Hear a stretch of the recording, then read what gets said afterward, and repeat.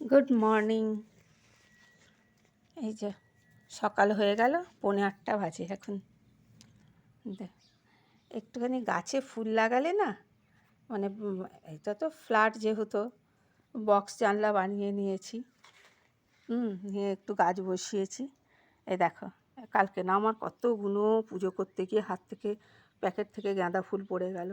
কি খারাপ যে লাগছিল না, এতগুলো গাঁদা ফুল পড়ে গেল। এখানে প্রচুর ফুলের দাম, আর এই সময় গাঁদা ফুল তো কমই হয়। খুব কষ্ট হচ্ছিল। সে যাকে মোটামুটি আমার এখানে যে গাছ বসিয়েছি রোজের ফুল হয়ে যায় প্রত্যেক দিন। এই যে হলুদ জবা 4-5টা করে ফোটে, এই যেখানে বারান্দায় লাগিয়ে রেখেছি। তারপরে এই যে সাদা নয়নতারা,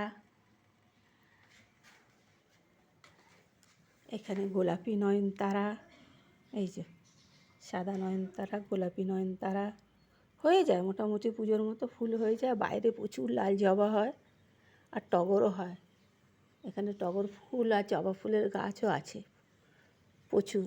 তার জন্য যে সকালবেলা ঘুম থেকে উঠেই আগে 5:45-6টার সময় গিয়ে আগে আমি জবা ফুল আর একটু টগর ফুল তুলে নিয়ে আসি কাপড়টা কেচে, তাহলে সুবিধা হয়। কেন অনেকে তো নিয়ে যায়, বেলায় গেলে আর পাওয়া যায় না। পাওয়া যায় কিন্তু সেগুলো, টগর ফুল তো খুবই কম পাওয়া যায়, কিন্তু ফুলটা, জবা ফুলটা আজকাল ওই কাঠপিঁপড়েতে বাসা বাঁধছে, তো জবা ফুলগুলো কীরকম হয়ে যাচ্ছে সাদা সাদা পিছনে।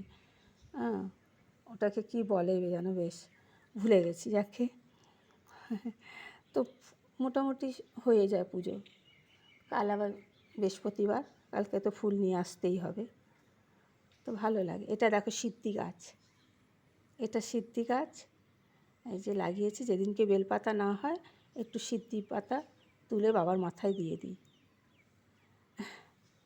ছোটোখাটো বাগান মোটামুটি ঘরে করে রেখেছি। 2-1টা ফুল ঠাকুরকে দেওয়া যায়। এই যা